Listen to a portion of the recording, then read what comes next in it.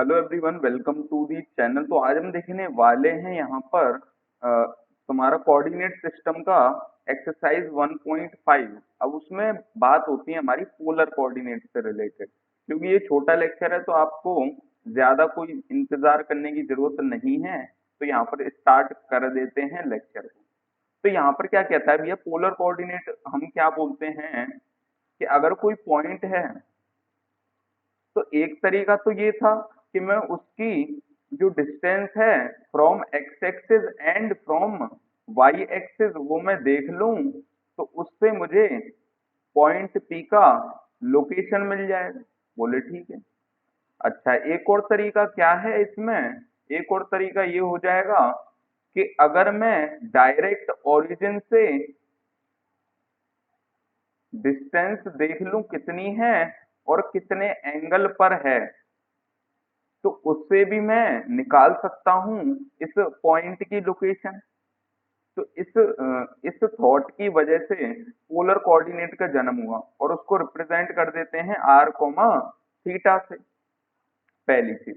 दूसरी चीज, अब बोले कि यार अभी कंफ्यूजन हो सकती है कि यार अब अगर मुझे कार्टेशियन फॉर्म में कोई इक्वेशन दे रखी है लेकिन जो कोऑर्डिनेट है वो मुझे पोलर में दे रखे हैं, तो मैं तब उस केस में क्या करूंगा। तो मैंने कहा मुझे इक्वेशन भी पोलर में चाहिए होगी। तो बोले कन्वर्जन मुझे सीखना पड़ेगा एक्स और मतलब कार्टेशियन कोऑर्डिनेट का पोलर कोऑर्डिनेट में एंड वाइस वर्सा। तो बोले ठीक है। बोले कन्वर्जन कैसे करें। मैंने कहा सिंपल है, एक्स की वैल्यू कितनी है आर कॉस थीटा के बराबर, और वाई की वैल्यू कितनी हो जाएगी यहाँ से आर साइन थीटा के बराबर। पहली। दूसरी चीज क्या है भैया, आर की वैल्यू कितनी है under root of X square plus Y square के बराबर। तो हमने यहाँ से मतलब जितनी भी पॉसिबल चीजें हैं वो हमने यहाँ पर देख ली। ठीक है, इतना ही हमें यहाँ पर पढ़ना होता है। बस एक और पॉइंट यहाँ पर होता है पॉजिटिव और नेगेटिव आर का कॉन्सेप्ट। बोले कैसे। मैंने कहा सिंपल है, देखो अगर मेरे पास कोई पॉइंट है जिसमें मुझे थीटा पता है। बोले ठीक है, यानी कि कुछ मान के चलो, पहले सिंपल वाला कर लेते हैं केस। सिंपल वाले क्या है भैया, फर्स्ट क्वाड्रेंट में है, ये आर है, ये तुम्हारा थीटा है। तो यहाँ पर पॉजिटिव आर तो ये हो गया, और नेगेटिव आर क्या हो जाएगा, ओरिजिन से अगर मिरर इमेज ले ली जाए इसकी, तो यहाँ पर तुम्हारा आर हुआ और रेफरेंस एंगल थीटा ही रहेगा। लेकिन हम उसका कोऑर्डिनेट कैसे रिप्रेजेंट करते हैं, माइनस आर कॉमा थीटा के बराबर। ठीक है, क्यों करते हैं, क्योंकि इस इस केस में क्या होगा, कार्टेशियन कोऑर्डिनेट दोनों ही नेगेटिव हो जाएंगे। तो उन दोनों को नेगेटिव करने के लिए थीटा को हमने कांस्टेंट बोल दिया, थीटा को हमने सेम रखा। लेकिन अगर तुम्हारी डिस्टेंस यानी आर की जो वैल्यू है अगर वो ही नेगेटिव हो जाए, तो आर कॉस थीटा भी नेगेटिव आएगा और आर साइन थीटा भी नेगेटिव आएगा। इसी तरह से अगर मैं उल्टा सोचूं, बोले अगर मैं इस केस में सोचूं तो, कि अगर ये तुम्हारा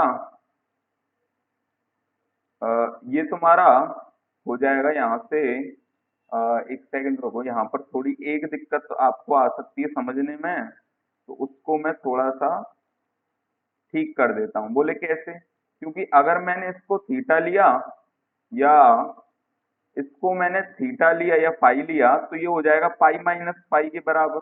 यानी इस कोऑर्डिनेट को क्या लिख सकता हूं मैं, R comma pi minus phi के बराबर। बोले ठीक है। अच्छा, लेकिन जब मैं इसका यहाँ पर अपोजिट यानी मिरर इमेज लूंगा ओरिजिन के थ्रू, तो यहाँ पर क्या हो जाएगा, minus R comma pi minus phi के बराबर। क्यों हो जाएगा, क्योंकि यहाँ पर क्या हुआ, यहाँ पर क्या हुआ मैं आपको कैसे समझाऊं। पाई में से फाई सब्ट्रैक्ट करना है मुझे। अ, हाँ, देखो यहाँ पर क्या किया मैंने, यहाँ पर क्या होगा, रेफरेंस एंगल फाई है लेकिन जो एक्सिस है उनकी वजह से इसका कोऑर्डिनेट किसके बराबर आएगा, आर कॉस फाई या हाँ सही है, minus are cos phi comma R sine phi के बराबर। या इसको आप ऐसे रिप्रेजेंट कर दो कि R cos pi minus phi comma R sine pi minus phi के बराबर। तो दोनों ही तरीके अपने आप में सही हैं। अगर आप साइन कन्वेंशन को ना देखो एक्सिस के थ्रू, तो आप इस मेथड के थ्रू जा सकते हो, और अगर आपको रेफरेंस एंगल के बारे में पता है तो आप इस तरीके से जा सकते हो। बोले ठीक है। अब यहाँ पर क्या कर सकते हैं हम इसको? बोले सिंपल है, क्या करोगे? Minus are cos of pi minus pi और minus r sine of pi minus pi. तो यहाँ से क्या होगा, तुम्हारा कॉस वाला तो पॉजिटिव आएगा और साइन वाला तुम्हारा नेगेटिव आएगा, जो कि आना भी चाहिए क्योंकि यहाँ पर तुम्हारा परपेंडिकुलर नेगेटिव होता है। ठीक है। हाँ, आप कह सकते हो कि मैं इसको रिप्रेजेंट ऐसे भी कर सकता था, आर कॉमा माइनस पाई के बराबर। ठीक है, रिप्रेजेंट कैसे? क्योंकि माइनस पाई ये हो गया, आर ये हो गया, तो उस तरीके से भी रिप्रेजेंट कर सकते हो। और इस पॉइंट जो इस ये वाला पॉइंट है, इसकी मिरर इमेज के रेस्पेक्ट में भी इसको रिप्रेजेंट कर सकते हो। लेकिन यहाँ पर जो आर है वो पॉजिटिव आर है और यहाँ पर जो आर है वो नेगेटिव आर है। तो इन चीजों का ध्यान रखना क्योंकि पूछा जाता है। ठीक है। ठीक है भैया, तो इतना ही कॉन्सेप्ट था। अब धड़ल्ले से हम क्वेश्चंस कर सकते हैं। Plot the point whose polar coordinates are given below. बोल रहा है 2, 3 पाई कहाँ पर आएगा? बोले पाई 2 पाई 3 पाई, तो यहाँ पर कुछ आएगा।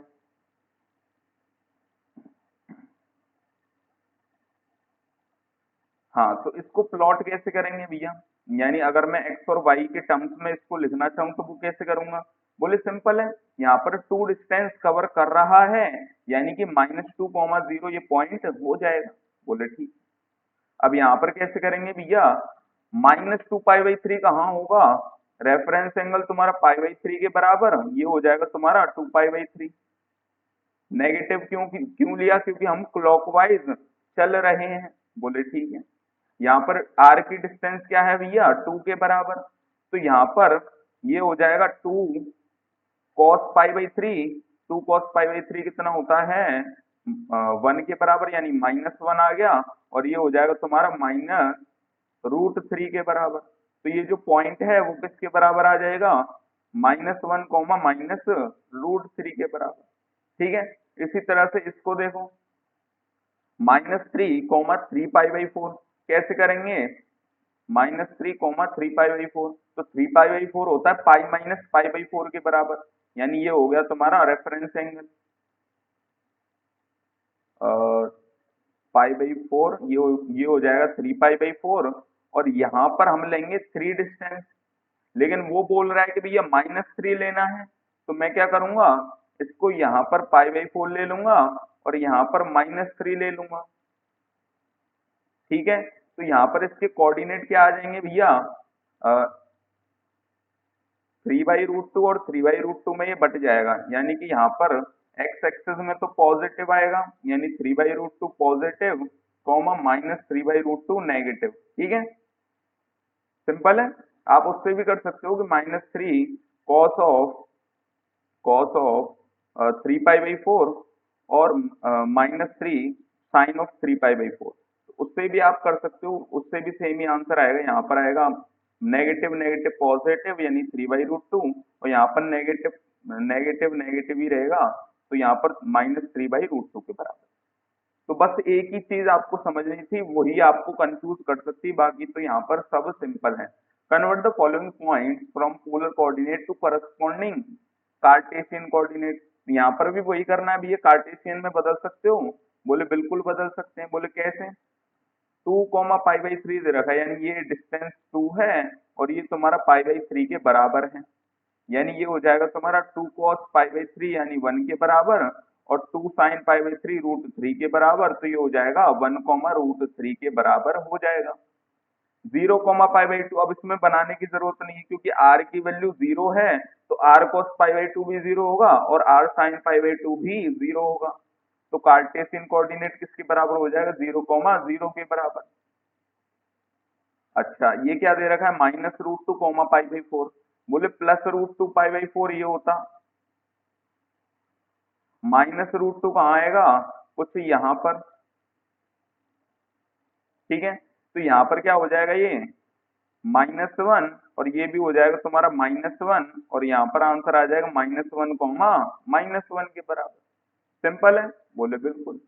अब इसे देखो, convert the following Cartesian coordinate to corresponding polar coordinate using positive R and negative R. तो पॉजिटिव और नेगेटिव आर के टर्म्स में हमें लिखना है। बोल रहा है 1, -1 कुछ यहाँ होता है, इसकी वैल्यू आ जाएगी √2 और इसकी वैल्यू आ जाएगी पाई बाई 4। तो यहाँ पर पोलर कोऑर्डिनेट क्या आ जाएगा, √2, -पाई बाई 4 के बराबर। अच्छा ये तो हो गया हमारा पॉजिटिव आर। बोले नेगेटिव आर के टर्म्स में कैसे लिखते, मैंने कहा अगर अगर ये तुम्हारा 3 पाई बाई 4, ये तो तुम्हारा पाई बाई 4 है, अगर मैं इस लाइन को ले रहा हूँ, इसकी मिरर इमेज ले रहा हूँ ओरिजिन के अबाउट, तो यहाँ पर ये हो जाता 3 पाई बाई 4 के बराबर। यानी इस पॉइंट को क्या लिख सकता हूँ मैं, √2, 3 पाई बाई 4। तो इस पॉइंट को अगर मैं रिट्रेस कर दूंगा तो ये हो जाएगा -√2, 3 पाई बाई 4 के बराबर, ठीक है। बोले ठीक है। अब इसे देखो 2, -√3, वो सॉरी 2, -3, तो 2, -3 कुछ यहाँ आएगा, यहाँ पर आएगा √13, और ये जो एंगल है थीटा वो आ जाएगा टेन इनवर्स ये तुम्हारा 3 के बराबर, ये 2 है, तो टेन इनवर्स 3/2 के बराबर। तो ये जो पॉइंट है वो कितना हो जाएगा, √13, -10 टेन इनवर्स 3/2 के बराबर। तो इसको भी रिट्रेस उसी तरह से करेंगे भैया। ये कितना एंगल हो जाएगा, पाई-थीटा के बराबर, और ये जो आर है उसकी वैल्यू √13। तो इसको बैक ट्रेस करोगे तो ये हो जाएगा -√13, पाई-थीटा, थीटा यानी टेन इनवर्स 3/2। तो इसको भी हमने पॉजिटिव और नेगेटिव आर की टर्म्स में लिख दिया। बोले ठीक है। Convert Cartesian equation y equal to 10 into polar equation.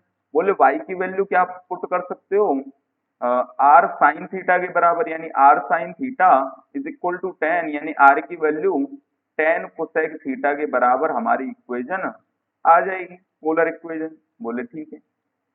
अब बोल रहा है express the polar equation r is equal to 2 cos theta in rectangular coordinate. बोले सिंपल है, कैसे करोगे, क्योंकि x की वैल्यू r cos थीटा के बराबर थी, तो cos थीटा की वैल्यू किसके बराबर आ जाएगी, x अपॉन आर के बराबर, which is equal to x upon √x² plus y² के बराबर।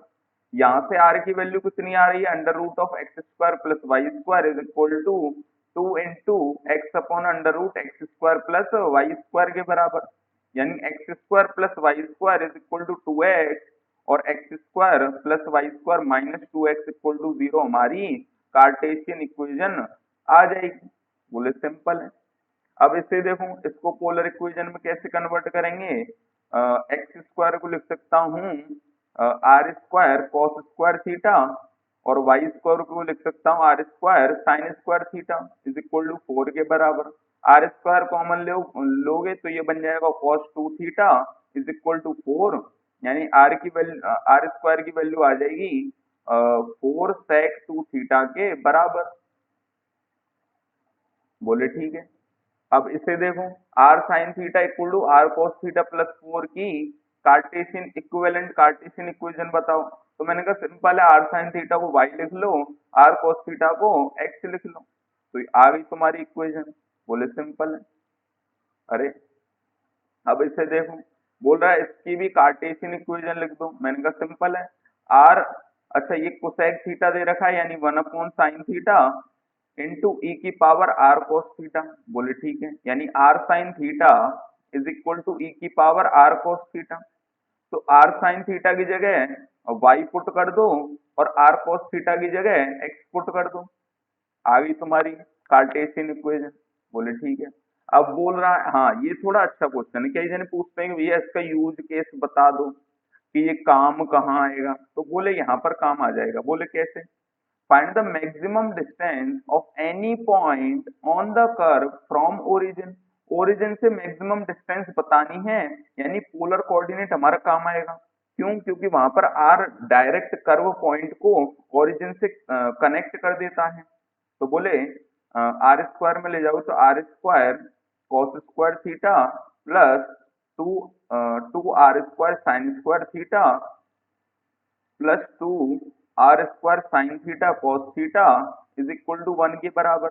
अब मैंने कहा अगर मैं आर को मैक्सिमम कर दूं, आर को मैक्सिमम कर दूं तो मुझे मैक्सिमम डिस्टेंस फ्रॉम ओरिजिन मिल जाएगी।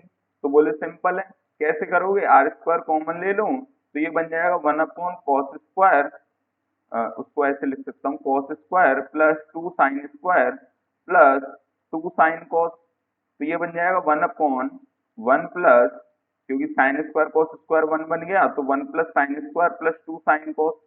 आर स्क्वायर की वैल्यू कितनी आ जाएगी? 1 अपॉन 1 प्लस साइन स्क्वायर यानी 1 माइनस कॉस 2 थीटा अपॉन 2 के बराबर, 2 साइन कॉस यानी साइन 2 थीटा के बराबर। तो ये हो जाएगा हमारे पास 2 डिवाइडेड बाई 2 प्लस 1 यानी 3 minus cos 2 theta plus 2 sine 2 theta के बराबर। अब मैंने कहा यार इसकी वैल्यू तो मुझे पता है, इसकी रेंज मुझे यानी डिनोमिनेटर की रेंज मैं निकाल सकता हूँ। बोले कैसे?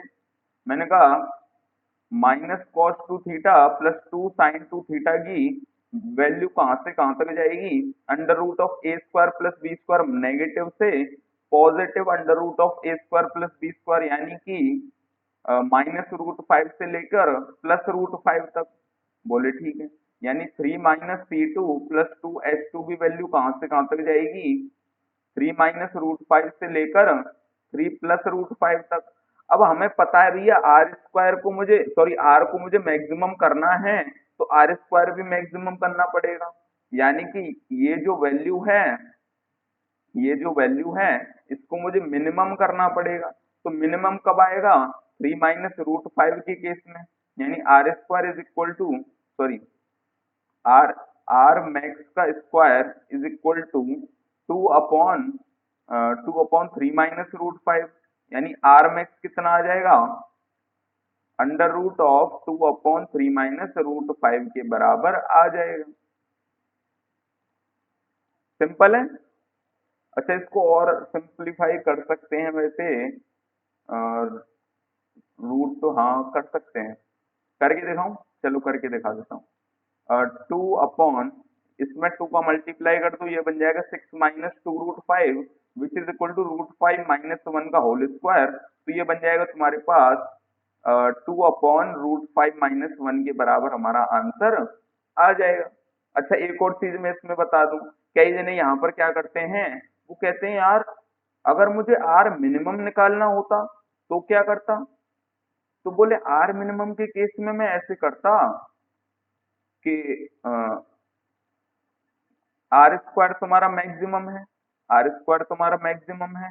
अब जब आर स्क्वायर तुम्हारा मैक्सिमम है तो इसकी जो जैसे स्क्वायर को जब आप सॉल्व करते हो तो यहाँ पर प्लस माइनस आता है, प्लस माइनस आता है। तो जब आप प्लस ले रहे हो तो मैक्सिमम ले लेना और माइनस ले रहे हो तो मिनिमम ले लेना। तो वहां पर ये जो लोग हैं वो गलत हो जाते हैं, क्योंकि हमें लेनी है डिस्टेंस फ्रॉम ओरिजिन और वो तुम्हारी ये करने से बिल्कुल भी नहीं आएगी, ये करने से बिल्कुल भी नहीं आएगी, ये हमेशा मैक्सिमम ही रहेगी। तो आपको मिनिमम डिस्टेंस लेने के लिए क्या करना पड़ेगा? 2 अपॉन 3 प्लस रूट 5 लेना पड़ेगा। ठीक है, कुछ इस तरीके से मान के चलो ये आ गई। तो ये जो वैल्यू है आर स्क्वायर की, ये जो वैल्यू है उस पर तुम्हारा मिनिमम आएगा। ठीक है भैया। अब एक्सरसाइज 1.5 चालू कर दो। Convert the following polar coordinate to its equivalent Cartesian coordinate. बोल रहा है 2 पाई को कैसे रिप्रेजेंट करोगे? बोले 2 पाई यहाँ पर आएगा तो ये कितना हो जाएगा भैया? -2, सिंपल है। 2 डिस्टेंस यहाँ पर चल रहा हूँ एक्स में, नेगेटिव एक्स में, और वाई में कुछ चल ही नहीं रहा हूँ। बोले ठीक है। अब यहाँ पर कितना आएगा भैया? √3 π/6। तो π/6 तो तुम्हारा ये हो जाएगा और √3 तुम्हारा ये हो जाएगा। तो यहाँ पर क्या हो जाएगा? √3 cos pi by six which is equal to 3/2 और √3 sin पाई बाई सिक्स हो जाएगा √3/2। तो कार्टेशियन कोऑर्डिनेट किसके बराबर आ जाएंगे? 3/2 √3/2 के बराबर आ जाएंगे। बोले ठीक है। Convert the following Cartesian coordinate to corresponding polar coordinate using positive r. तो पॉजिटिव आर तो सिंपल ही होता है, कैसे? 1, कुछ यहाँ आएगा। बोले ठीक है। तो यहाँ पर √2 और ये हो जाएगा तुम्हारा पाई/4 के बराबर, क्योंकि tan ऑफ 1/1 करोगे, मतलब tan इनवर्स 1/1 करोगे तो वो पाई/4 के बराबर आएगा। वो सब तो सबको पता रहता है। बोले ठीक है। तो यहाँ पर हम क्या लिख सकते हैं? √2 -पाई/4 के बराबर हमारा आंसर हो जाएगा। यहाँ पर कैसे लिखेंगे भैया? -3, -4, तो ये तुम्हारा 3 चला और यहाँ पर तुम्हारा 4 चला, तो ये हो जाएगा 5 के बराबर। और थीटा की वैल्यू कितनी आ जाएगी यहाँ से? थीटा की वैल्यू आ जाएगी tan इनवर्स 4/3 के बराबर। तो यहाँ पर क्या करेंगे? ये जो कोऑर्डिनेट है वो कितना आ जाएगा? 5, पाई प्लस tan इनवर्स 4/3, क्योंकि ये तो हम रेफरेंस एंगल निकालते हैं और रेफरेंस एंगल को पाई में जोड़ दो तो वो थर्ड क्वाड्रेंट में आ जाता है। बोले ठीक है। अब इसे देखो, इसको पोलर इक्वेशन में कन्वर्ट करना है। कैसे करोगे? x को लिख दोगे r cos थीटा और y को लिख दोगे r sin theta is equal to 6। अब यहाँ से आप कॉमन ले सकते हो कि r² अगर मैं कॉमन ले लूं तो ये बन जाएगा 2 plus sin² theta is equal to 6 के बराबर। तो यहाँ से r² की वैल्यू आ जाएगी 6/2 प्लस sin² थीटा। तो ये हमारी पोलर इक्वेशन आ जाती है। बोले ठीक है। अब इसे देखो, इसको कार्टेशियन इक्वेशन में कन्वर्ट करना है। कैसे करोगे? r is equal to 4 sin/cos into 1/cos।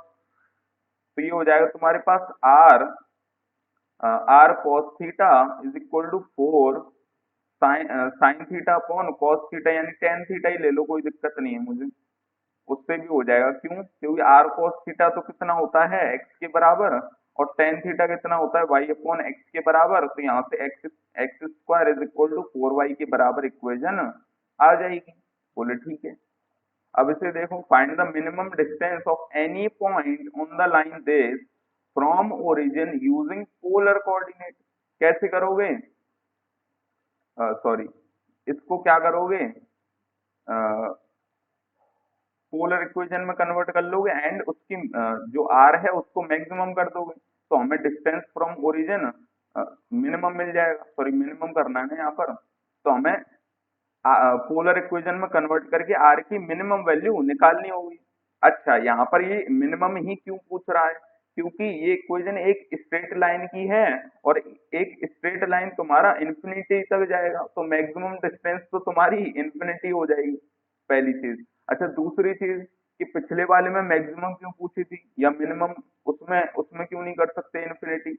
मैंने कहा वो कर्व दे रखा था, कर्व तुम्हारा ऐसे राउंड एंड राउंड हो सकता है, यानी कि वो तुम्हारा लूप भी क्रिएट कर सकता है। तो मैक्सिमम डिस्टेंस और मिनिमम डिस्टेंस उसमें मायने रखती है, लेकिन इसमें मैक्सिमम डिस्टेंस मायने नहीं रखेगी, इसलिए मिनिमम डिस्टेंस हमें पूछा है। तो ये कितना हो जाएगा? r cos theta plus 4r sin theta is equal to 10 के बराबर। यहाँ से r की वैल्यू आ जाएगी 10/3 cos प्लस 4 sin। तो यहाँ से इसकी वैल्यू तो हमें पता रहती है भैया, -5 से लेकर +5। तो यानी r मिनिमम की वैल्यू कितनी हो जाएगी यहाँ से? 10/5 विच इज इक्वल टू 2 के बराबर। सर आपने +5 क्यों लिया? मैंने कहा अगर मैं -5 भी लेता तो भी उसके मायने चेंज नहीं होते। r की वैल्यू +5 लो चाहे -5 लो,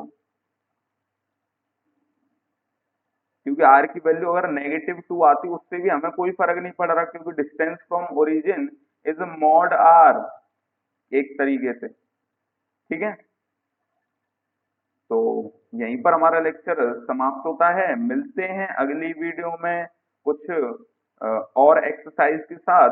अगर आपको इस वीडियो में कुछ भी अच्छा लगा हो तो इस वीडियो को लाइक करना, चैनल को सब्सक्राइब करना और शेयर कर देना इस वीडियो को अपने दोस्तों के साथ। और यहाँ पर आपके लिए मैंने समरी भी दे रखी है, अगर किसी को जाननी होगी ये समरी चाहिए मुझे, ये रही पूरी समरी दे रखी है। तो मिलते हैं फिर अगली वीडियो में, तब तक के लिए गुड बाय।